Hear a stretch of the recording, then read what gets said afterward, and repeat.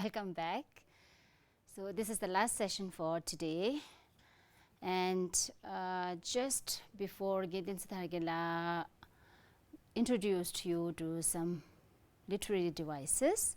So I'm going to continue with that.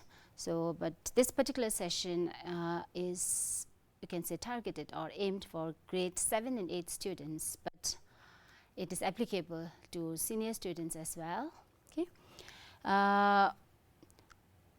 Since Gela had already introduced you what literary devices mean, so it would be like a kind of a repetition, but then I have to do that, and then I hope that it will be, you can say, more beneficial when you hear what actually a literary device is, okay, from both of us, right, Gedin Sargila as well as me. But the kind of literary devices or poetic devices that we would be discussing is little different, okay, because we have so many tools, so many devices. So Gela would be touching on some devices and I would be on some other devices. So our common goal is to help you understand what are the different poetic devices, okay, because right now we are talking about poetry, okay. So let's look at the slide. So poetic diction and devices. So the target class is 7 and 8. Okay, so before we learn about poetic devices, we need to understand what poetic diction is. Okay. So the linguistic style, the vocabulary or word choice, and the metaphors used in the writing of poetry, which sets it apart from other forms of writing. Okay.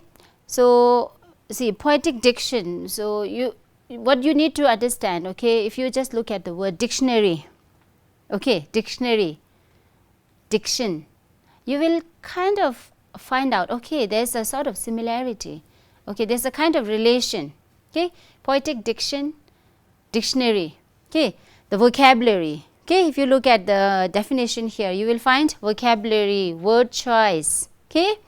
So these are the, you can say, what kind of words are chosen by the poets in order to write a particular piece of poetry. What are the specific vocabularies that the poets choose, okay, and how they structure it, how they arrange it, okay, and that makes the writing, what sort of writing, the poetry writing, different from other parts, other forms. So we learned about prose, drama, see, and how poetry is different from a piece of prose and a piece of writing, because the style is different, the linguistic style is different, the diction is different, okay, how the words are arranged, what sort of words are chosen. So it all sets it apart, okay, from other forms of writing. The style of writing, including word choice and syntax, okay, the grammatical arrangement of words in the sentence, right. So I remember when I was taking the session on the major differences between poetry, prose and drama, I told you that poets have some sort of liberty, okay, they can play with the words, they can arrange the words in an order that suits their purpose in a way, okay. So if you remember when we discussed about the poem Ant and the Cricket, okay, that was the fable, right, which narrates a kind of a story about the characters or animal and then the ant and the cricket. So a kind of message is also conveyed. So a particular stanza, like if I remember, I just told you that this is how poets can, in a way, take the liberty to arrange the words so that it serves their purpose. In order to make it rhyme, they keep one word, if written in a context of prose, might be different. Okay, so the syntax, word choice, these all decide poetic diction. Okay, so in simple word, you can just think, okay, word choice, okay, and then syntax, how it is arranged, okay, the style of writing including word choice and syntax, that's the arrangement of word, how you are arranging the word or how you are arranging words in a sentence, okay, that is diction, okay. So what is the purpose? To create and convey mood. Okay, poetic diction creates and convey. So I'm sorry, there's a space after mood. Okay, between mood and comma. That space should not be there. Okay, so create and convey mood, tone, and atmosphere. So in order to create the atmosphere, okay, in order to convey the tone and mood of the poet, so poetic diction, okay, is used. How the words are arranged, what sort of, see, you can say your emotions, your feelings, what sort of mood, what sort of attitude you want to show. So you have to choose word according to that.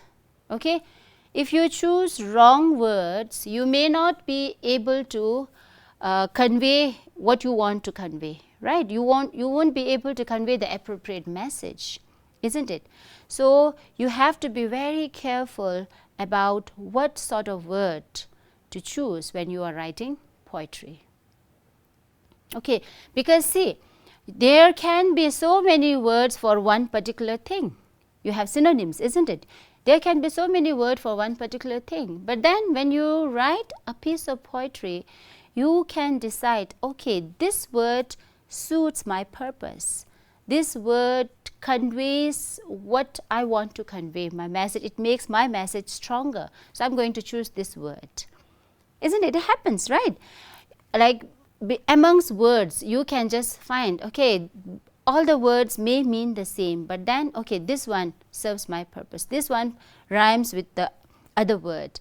Okay, so this is how you decide. You choose the word. Okay, if I arrange the sentence, arrange the word in this way in order to make a sentence, it's if you want to write a rhymed poem. Okay, it's not rhyming. So how can I arrange it so that this rhyme? So poets do that. Okay, so look at the purpose.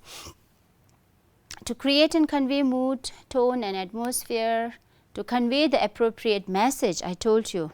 Okay, so if you fail to choose the right word, you won't be able to convey the message appropriately, okay, in the manner you want it to. Okay, so choice of word becomes very important.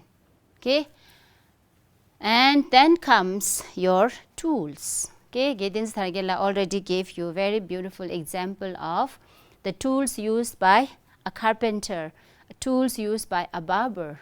Okay, isn't it? So in the same way, poets also have tools. They use the tools in order to create.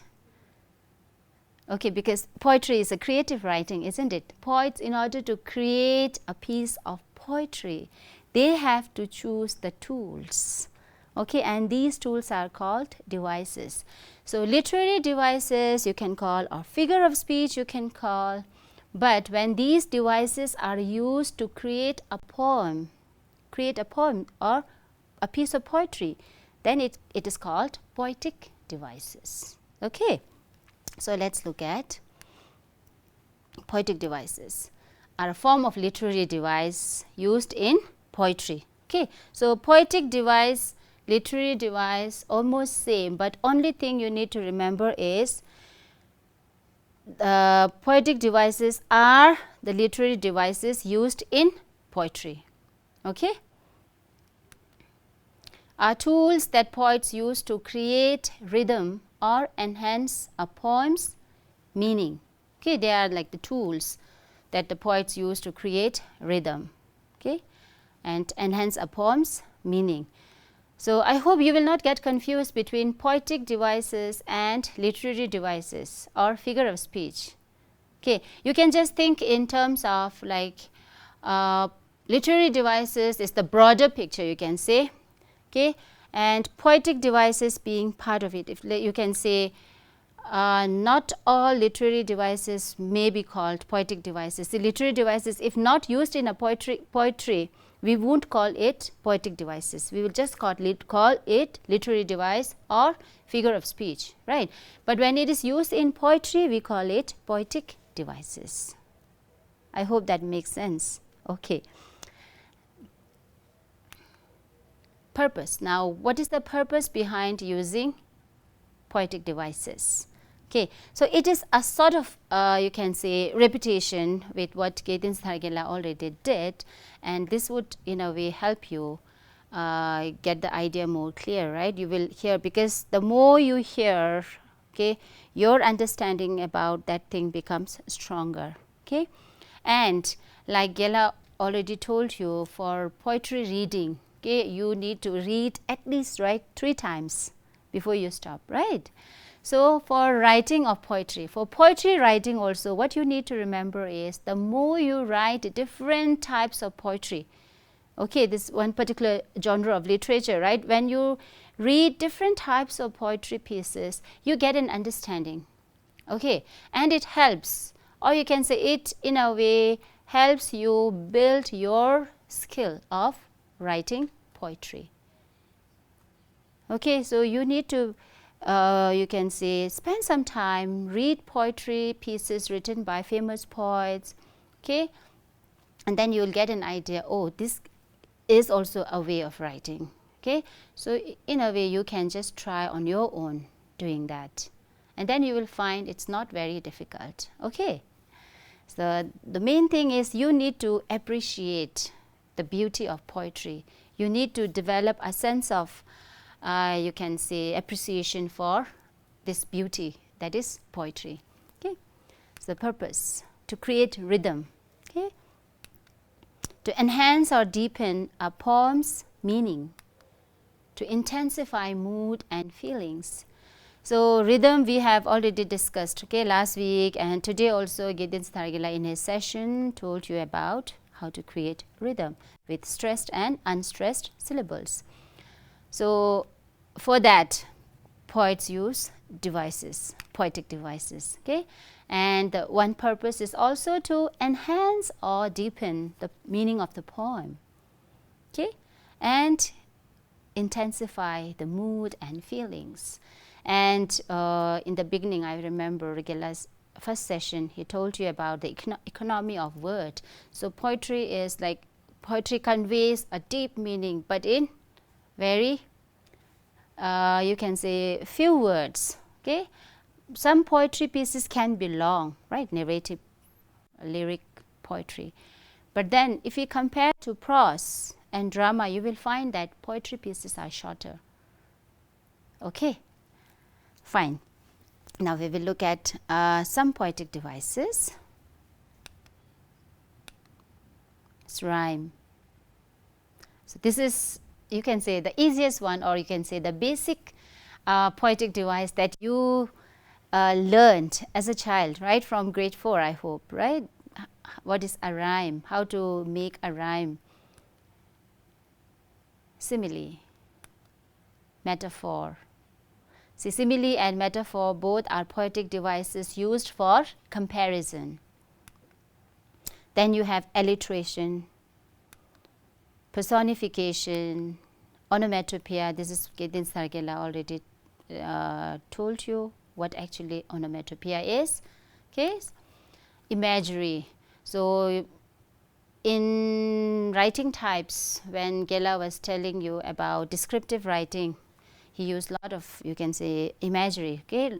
So you were told about so many, you can say, ways in which poets or writers make use of this device, okay. Rhyme scheme is a particular pattern of rhyming words, okay.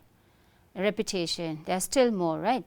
So I have just brought some of the poetic devices, okay. Since you are in grade 7 and 8, we assume that you have to, in a way, get an understanding about all these poetic devices, okay.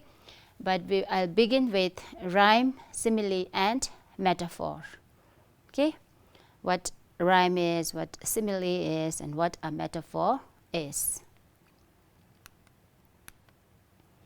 So rhyme, as you are already aware of, right, it is a repetition of similar sounds in 2 or more words, okay. When words have same end sound, for example, or you can say the types, okay.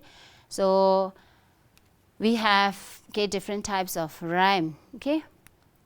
So end rhyme. So end rhyme is when the end word of one line rhymes with the end word of the other line, okay. For example, you can see My heart was so light. If you remember, this is you can say a couplet I took from the ant and the cricket. Okay, you can say, and when the cricket goes to the ant asking for food and shelter, and he tells the ant that he didn't, you can say, store any food because he was just enjoying the weather, the nature, and then my heart was so light that I sang day and night, right? Light and night. So these are the rhyming words, isn't it? So my heart was so light. The end word is light, and this end word rhymes with the end word of the next line, that is, that I sang day and night. Light, night, they rhyme. Okay. So this sort of rhyme is called end rhyme. Okay. Then you have a second type, internal rhyme. Okay. So the rhyming of two words within the same line of a poem. Okay. See, in end rhyme, the end word of one line rhymes with the end word of the other line, isn't it? But here in internal rhyme, the rhyming words, okay, maybe two or more, occur in the same line. Okay, rhyming of two words within the same line of a poem. For example, so this is you can say a couplet I took from my poem titled Life is Beautiful. So this is you can say Life is Beautiful is the title of my blog, okay, my blog page, and I have written a poem describing this, how life is beautiful. So I've just taken two lines from there just to help you understand internal rhyme. Life is full of happiness and sadness, along with smallness and greatness. So what do you find here? Happiness and sadness. See, both occur in the same line, isn't it? Internal rhyme. So here what you would find is you will see both internal rhyme as well as end rhyme. Okay, how? See, life is full of happiness and sadness, internal rhyme. Okay, along with smallness and greatness. Again, see, smallness and greatness rhyme, isn't it? And what do you find? The end word of the first line is sadness, and the end word of the second line is greatness. So sadness and greatness also rhyme. So this is an example of, you can say, a rhyming couplet, you can say, because this is two lines, isn't it? Two lines which rhyme we call rhyming couplet. So where we find both end rhymes as well as internal rhyme. I hope this is clear. Happiness, sadness. See, these rhyming words occur in the same line. Life is full of happiness and sadness. See, one line. In the same line, you find two rhyming words, isn't it? Happiness and sadness. So this is an example of internal rhyme. Along with smallness and greatness. Again, you find the two rhyming words in the same line. Okay. So here we find internal rhyme as well as end rhyme. Sadness, greatness. Okay, I think now it's clear. Next, we have half rhyme. Okay, so end rhyme, internal rhyme, half rhyme. Okay, so half rhyme is rhyme formed by words with similar but not identical sounds. Okay, they may look similar, but they are not having, or they don't produce identical sounds.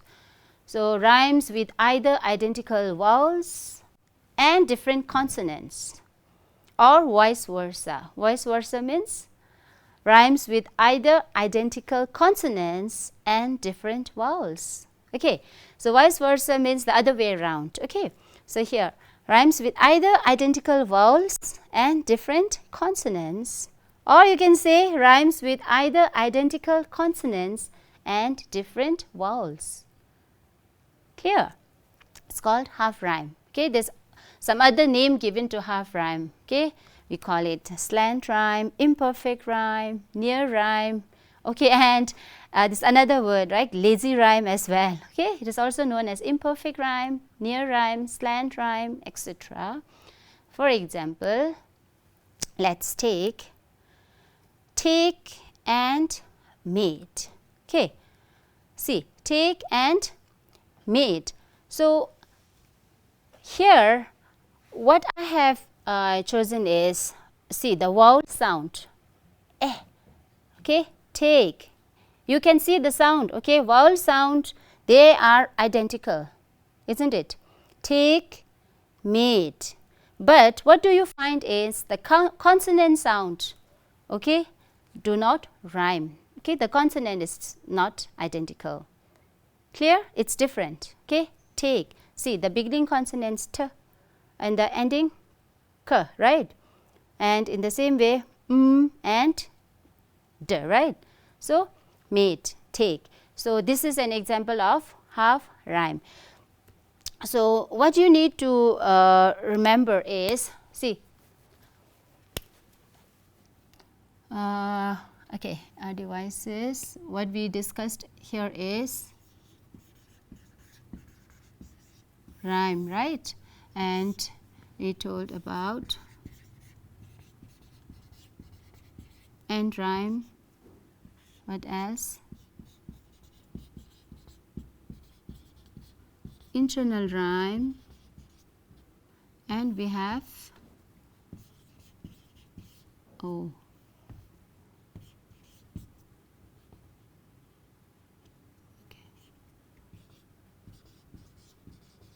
half rhyme.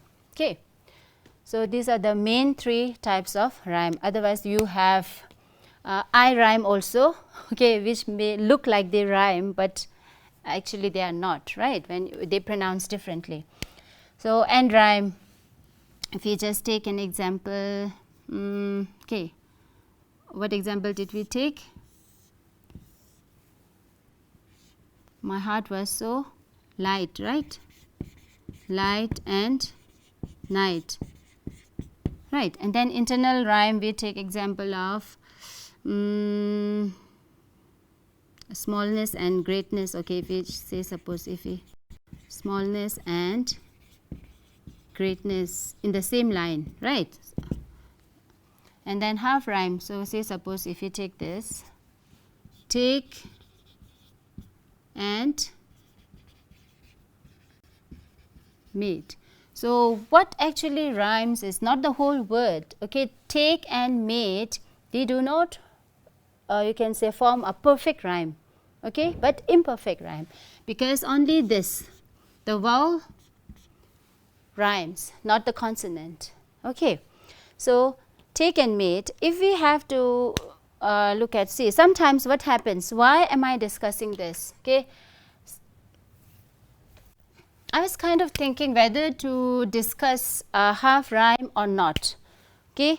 When I was preparing this lesson, I was thinking about if I should discuss end rhyme and internal rhyme only with you, okay, and skip half rhyme.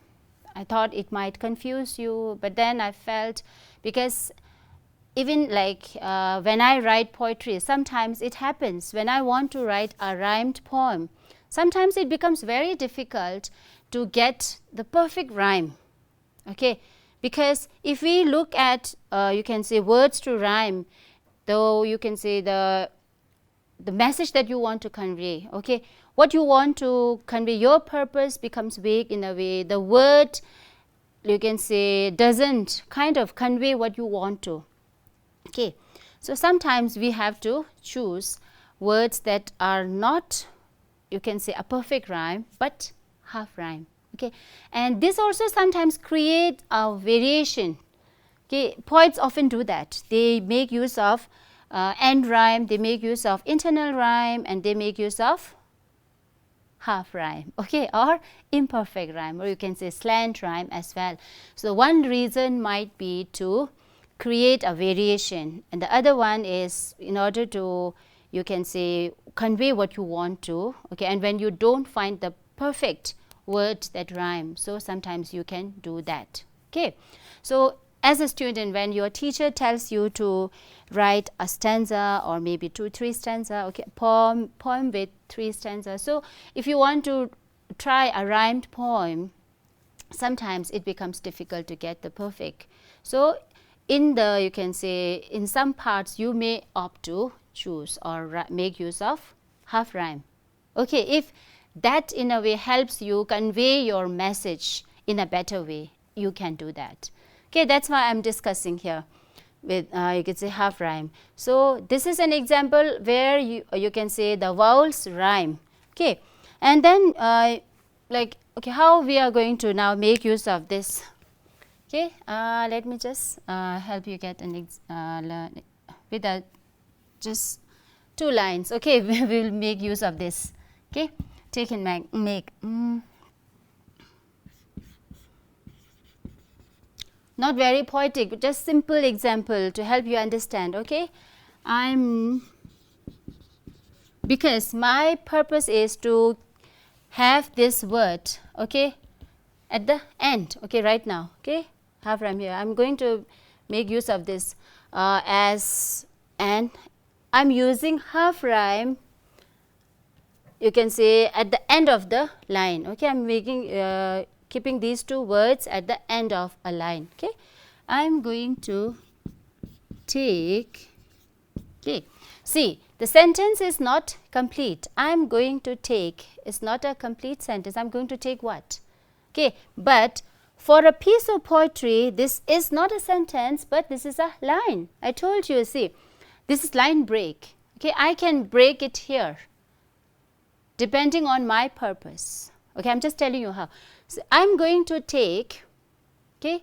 So, if it is a prose piece, I told you earlier also, I need to complete the sentence, but since I am going to use this in a piece of poetry, I can break it here to form one line, but not a sentence. This is not a sentence. Okay, I am going to take, this is my line break and this is the end word, take.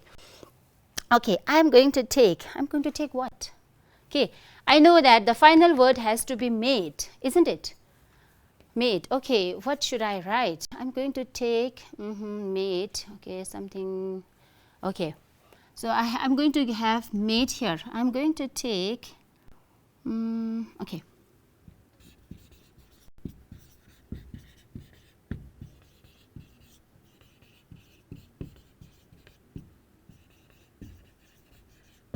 Okay, I am going to take the dish my mother made.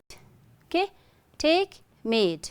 Not a perfect rhyme, but this is half rhyme. Okay, I am going to take the dish my mother made. So, what happens is sometimes, see, when you break a line here, okay, see, this is now one sentence. If you look carefully, I am going to take the dish my mother made. If it is written in a prose style, this is one complete sentence now, but in poetry I am using this as 2 lines. Okay. So, earlier like I was a little confused, since, because if we think about grammar rules, you will definitely not capitalize the initial letter T here, because you know that this is not the beginning of a sentence. Okay. But I have in a way just tried to find out earlier also when I used to write poem, so whether to keep it capital or not, and there I found that poets often, because I am going to take this one part of the, you can say, poetry, right, one line of a stanza, and then you are going to discuss another line. So, you can start with the capital letter. Okay, I am going to take the dish my mother made. Okay, if this is to be written in the piece of poetry, you cannot capitalize this because there is no period, there is no full stop after take. Okay.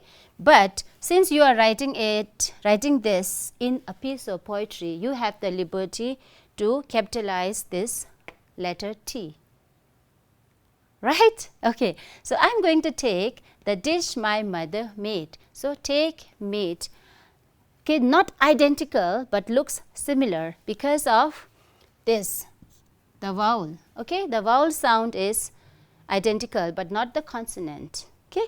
So, this is an example of half rhyme, or you can take example of another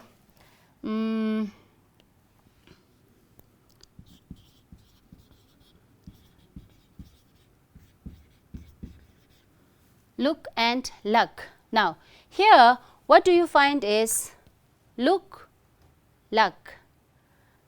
I am using 2 words that rhyme in terms of consonants.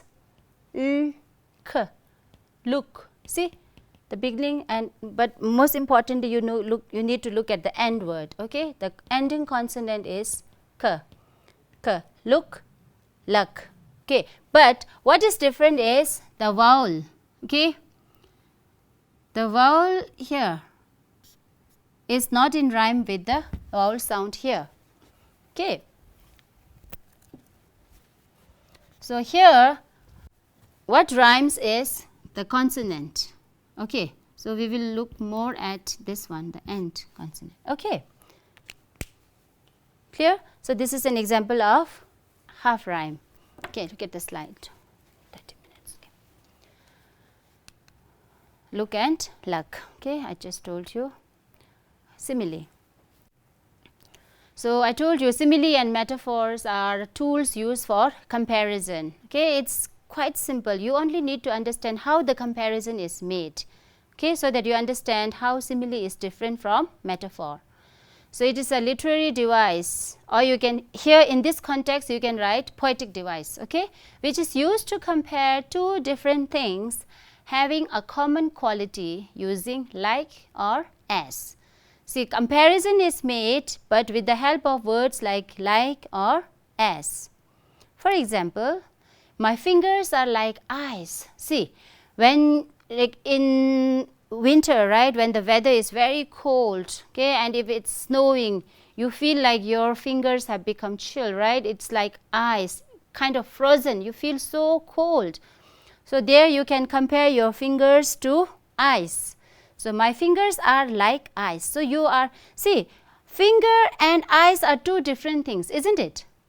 Are fingers, or do fingers and eyes share any common property? See, they are different things, isn't it? But we compare fingers to eyes, okay, in order to, you can say, kind of convey the message to the readers that it's very, very cold. In order to say that, see, otherwise you can just say, my fingers have become very cold. So there's no poetic element here, isn't it? But when you write like, my fingers are like ice, you have created that atmosphere. You have created that kind of, you are showing that attitude in a way, right? My fingers are like ice, you are comparing. So the readers imagine, oh, it must be very, very cold. Okay.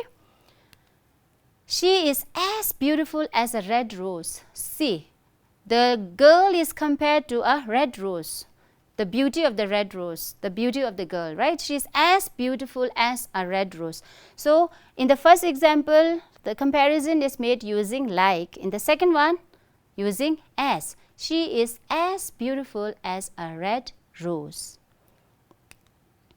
He fought like a lion in the battle.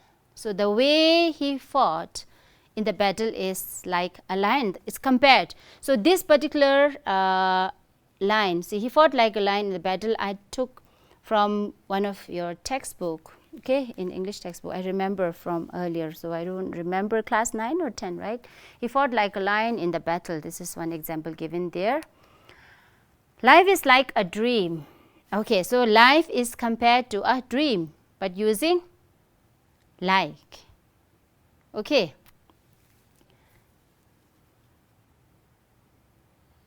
Okay, so if I think it's clear, let's move to the metaphor part. It is a literary device. Again, see, like you can write poetic device, which is used to compare two different things by saying that one thing is another. Now, what you need to remember is, unlike simile, where you compare two things by using like or as, here the comparison is directly implied. You don't use the word like or as, but you just say that one thing is the other or one thing is another. Okay? So, two different things are treated as one. For example, okay, I am using the same example. Okay, see, my fingers are like eyes. If it's a simile, so if I have written my fingers are like eyes, then it's a simile. Or if I say my fingers are as cold as ice, right? Simile. But here, what I have written, my fingers are ice. The comparison is directly implied. Okay, I am telling that my fingers are ice. That one thing is another, right? My fingers are ice. Though there is comparison, but this is a direct one, directly implied, not using like or as. My fingers are ice. She is a beautiful red rose. I have not written like she is as beautiful as a red rose. So you can easily identify a metaphor from simile. In simile, we make use of words like or as. But in metaphor, we use words like is or are. Okay, she is this. Okay, we are this. The comparison is directly implied. He was a lion in the battle. Okay, life is a dream. Okay, just before, like in the previous session, Getin Sargela in a way reminded you of so many nursery rhymes. Okay, so this particular example, if I remember, like life is, when I was writing this, life is a dream, life is like a dream. What nursery rhyme I could think of is the famous row, row, right? Row, row, row your boat gently down the stream, right? Merrily, merrily, merrily, merrily, life is but a dream. See, stream and dream, they rhyme, isn't it? Row, row, row your boat. Boat and merrily, they don't rhyme, but then, row, row your boat gently down a stream. Stream and dream, they rhyme. So, in order to tell you, because the rhyme can be, you can say the poets can choose different patterns of rhyme. So, you will learn about this later on. That's called a particular rhyme scheme, right? A, B, B, or A, B, or A, B, B, A. So, there can be different pattern. Okay. So, I just remember like this, life is like a dream or life is a dream. Okay. In the nursery rhyme, row, row, row your boat, the final line is life is but a dream, right? So, again, see, there is a comparison in a way. What life is just a dream. Okay. So, I think so we are done with the 3 literary devices or 3 poetic devices that I wanted to discuss with you today. And maybe in a later session we will learn. Okay. Just now you just had had an idea about how you can make use of this, right, with other examples. So, you can also try on your own, okay, how you can make use of these devices. Okay. So, if not a whole, you can say poetry piece, you can try in one stanza. If you can fit in a simile, if you can fit in a metaphor, or if you can make a stanza with rhyming words. Okay. You can just try that. Okay. And we will see you again tomorrow. All the best.